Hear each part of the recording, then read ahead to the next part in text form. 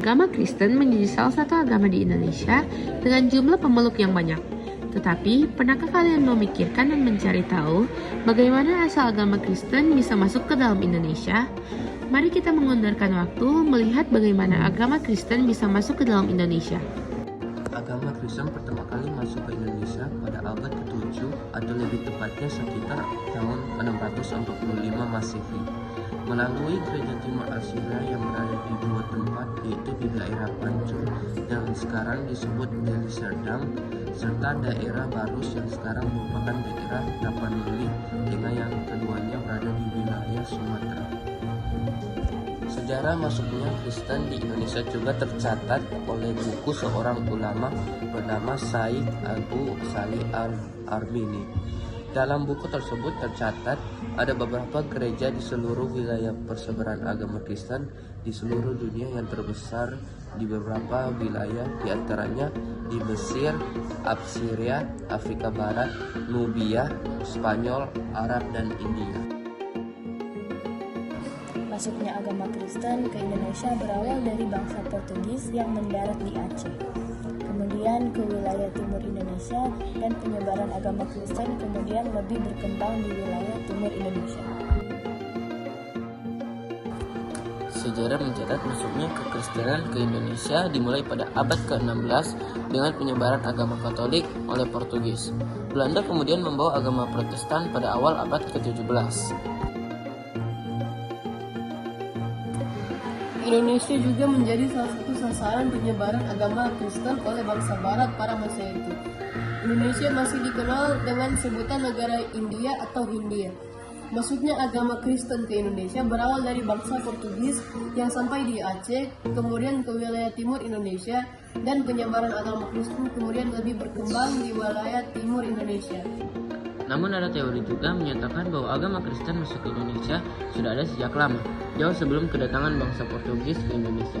Hal ini dibuktikan dengan adanya catatan sejarah bangsa Eropa yang menyebutkan bahwa sebuah gereja yang berdiri di wilayah Barus, Tapanuli Tengah, dan di wilayah Sumatera Utara yang berusia lebih tua.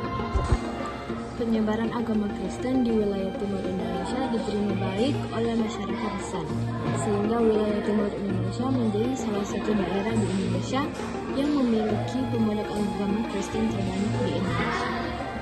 Selain di wilayah timur Indonesia, agama Kristen juga banyak dipeluk oleh masyarakat keturunan etnis Tionghoa di Indonesia. Tentunya, pada masa penyebaran agama Kristen di Indonesia, terdapat banyak sekali peninggalan. Sekarang, mari kita simak beberapa contoh peninggalan tersebut. Gereja Tugu di Semper Barat Cilincing, Jakarta Utara, merupakan salah satu gereja tertua yang menyimpan banyak sejarah.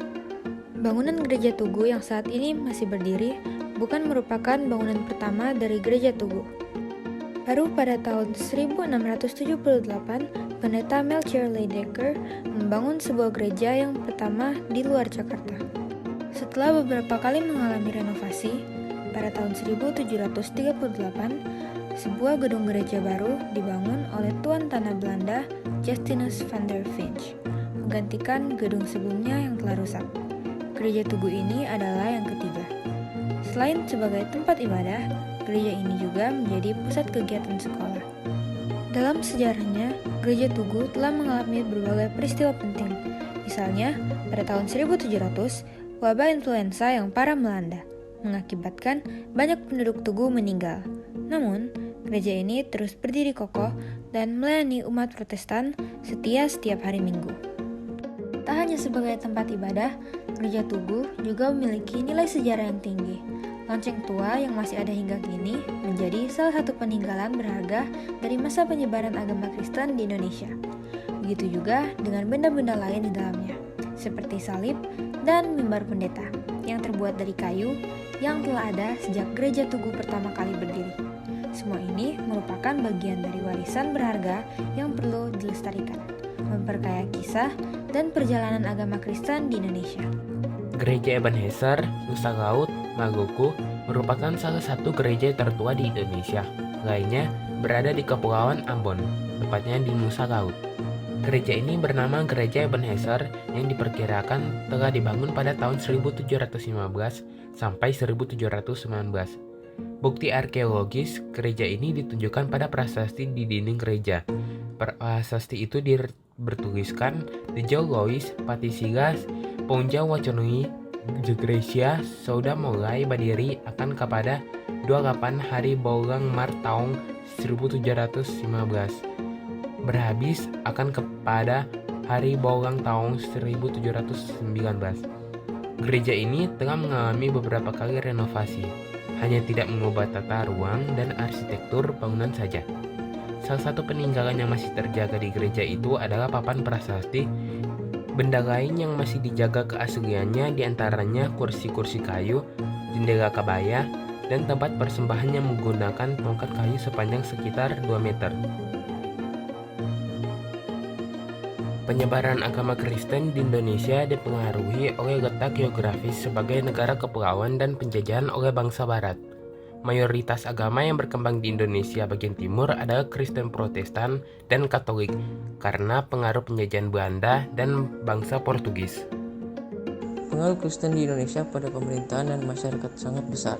Contohnya Kerajaan Tarantuka dan tokoh-tokoh seperti Basuki Tjahaja Purnama dan FX Hadi Rutyatomo menunjukkan peran penting Kristen dalam kepemimpinan.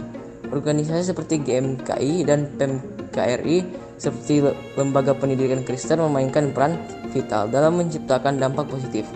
Misi Kristen di Kampung Basic menciptakan keterbukaan dan toleransi, serta membentuk lembaga PPA untuk pembinaan masyarakat. Namun misi Kristen juga membawa perubahan dalam kebudayaan lokal dengan perlahan menggeser ajaran dan ritual adat istiadat nenek moyang menuju pemahaman rohani dan cara Kristen yang saling mengasihi. Dampak positif, ternyata juga ada dampak negatif loh. Hal ini terjadi karena beberapa faktor, diantaranya adalah karena adanya sikap agresif yang berlebihan terhadap pemeluk agama lain, adanya konsep yang disalah mengertikan, dan adanya kepentingan luar agama, yaitu politik maupun ekonomi. Contohnya adalah konflik Poso. Nah, konflik Poso adalah sebutan untuk serangkaian kerusuhan yang terjadi di Kabupaten Poso, Sulawesi Tengah. Konflik Poso ini terjadi sejak 25 Desember 1998 hingga 20 Desember 2001. Peristiwa ini dirinci bahwa dapat 577 korban tewas, 384 terluka, 7.932 rumah hancur, dan 510 fasilitas umum terbakar.